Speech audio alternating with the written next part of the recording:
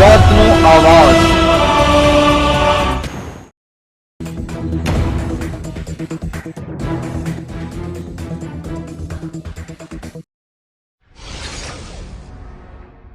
સુરત જિલ્લાના માંડવી ખાતે આવેલ ફોરેસ્ટ રેસ્ટ હાઉસમાં લીડર ડેવલપમેન્ટ મિશન અંતર્ગત એક મીટિંગનું આયોજન કરવામાં આવ્યું, જેમાં મોટી સંખ્યામાં કોંગ્રેસી કાર્યકર્તાઓ ઉપસ્થિત રહ્યા।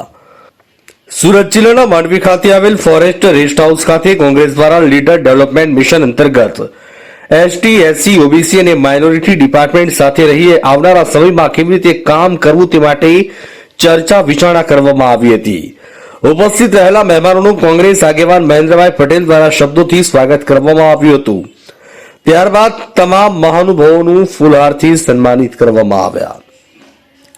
ત્યારબાદ રાષ્ટ્રીય સંયોજક કે રાજુજી તેમજ માજી ધારાસભ્ય અને પ્રદેશના કોર્ડિનેટર નવસાદ સોલંકીએ ઉપસ્થિત રહેલા તમામ કોંગ્રેસી કાર્યકર્તાઓને મનભેદ અને મતભેદ ભૂલીને એક સાથે હાથ મિલાવીને કોંગ્રેસને મજબૂત કરવા માટે આહવાન કર્યું।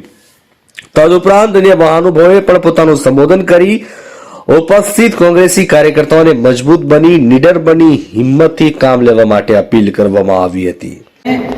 उनका कम्युनिटीज के बीच में जाके काम करेंगे, उनका विश्वास बढ़ाएंगे, उनका चेहरा बढ़ाएंगे, कम्युनिटी में भी ये विश्वास दिलवाएंगे हम आपका साथ है। एक एसटी काउंसिल्स में 10 और 15 एससी लीडर्स अच्छा तरफ काम करे तो पूरा वो एसटी काउंसिल्स में एससी वोट हमको ज़्यादा आने का संभव है। सिमिलरली माइनॉरिटी लीडर्स उनका इलाका में माइनॉरिटी कम्युनिटी में वो काम करे तो माइनॉरिटी वोट हमको ज़्यादा आने का संभव होगा। ये लीडरशिप डेवलपमेंट में यही है, बहुत सिंपल है। हर एक गांव में, हर एक ब्लॉक में, कॉन्स्टिट्यूंसी लेवल स्तर पर हम यह चारों कम्युनिटीज़ का लीडर्स को आइडेंटिफाई करेंगे, उनको प्लेटफॉर्म देंगे, उनको मान सम्मान देंगे, उनको रेस्पॉन्सिबिलिटीज़ देंगे, उनको कम्युनिटी में काम करने का मौका देंगे। यही है कांग्रेस पार्टी का उद्देश्य। लीडरशिप डेवलपमेंट मिशन का उद्देश्य ये है, हर एक एससी एसटी कॉन्स्टिट्यूंसी में हम ये SC ST OBC minority leaders को पैदा करना। હું જે સમજુ છું અમે ફરીએ છીએ આપણી ધારો કે રાજુ સાહેબે પણ વાત કરી કે આમ આદમી પાર્ટી આપણે ત્યાં આવી અને આપણી વિધાનસભામાં 50,000 મત લઈ ગઈ। उनका कोई कार्यकर्ता भी नहीं था, बूथ पे भी नहीं था, फिर भी इतना वोट ले गए। तो पूछते हैं हम तो बताते हैं कि वो गारंटी कार्ड जो दिया इससे लोग प्रभावित हुए, लेकिन हम भी सोचते हैं कि यहाँ कार्यकर्ता नहीं है तो उन्हें अभी भी पूछते लोगों को क्यों वोट दिया, तो वो ना बोलते हैं कि हमने नहीं दिया। तो आई परिस्थिति में आखिर अपनी ट्राइबल पट्टी अंबाजी थी उमरगाम सुधीना जे परिणामों આપણે જોયા છે અને પાર્ટીની અગેન્સ્ટમાં જઈને લોકો મત નાખે છે એને મેળવવા માટે આપણે બધાએ એસટી, એસસી, ઓબીસી અને માઇનોરિટી જે 85% લોકો છે એને સાથે મળીએ, ચર્ચા કરીએ અને એ લોકોના કંઈ પ્રશ્નો હોય તો એની પણ વાત કરીએ। આ પ્રોગ્રામની રૂપરેખા અંતર્ગત મલેકપરના આગેવાન એવા સાબિરભાઈ મલેકે આ પ્રમાણે જણાવ્યું હતું। નામ ગુલામ સાહેબ ગુલામ રસૂલ મલેક, મુકામ મલેકપર, તાલુકો બરસાણા। આજે કોંગ્રેસનો એક પ્રોગ્રામ રાખવામાં આવ્યો જી, શાના કારણ રાખવામાં આવ્યો, શું હેતુ હતો?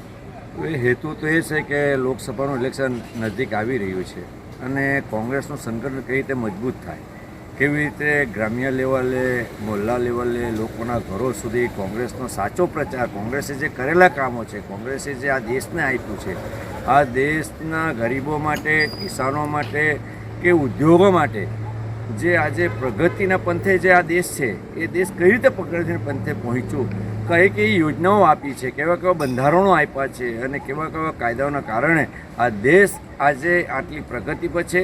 જે દેશ આજની સત્તાના કારણે કંઈક અમે એવું માનીએ છીએ કે એકદમ નીચલી કસાએ ગઈ પહોંચ્યું છે. સત્તાના નશાના લોકો સત્તામાં આવીને લોકોના ઉપર અત્યાચાર, જુલમ અને બેફામ રીતે એવી સમાજના લોકોના ઉપર અત્યાચાર કરે છે કે જે સમાજ કોંગ્રેસ સાથે કટિબંધ સાથે રહેલી છે અને રહેતી છે એવા લોકોને હેરાન કરવામાં આવે છે.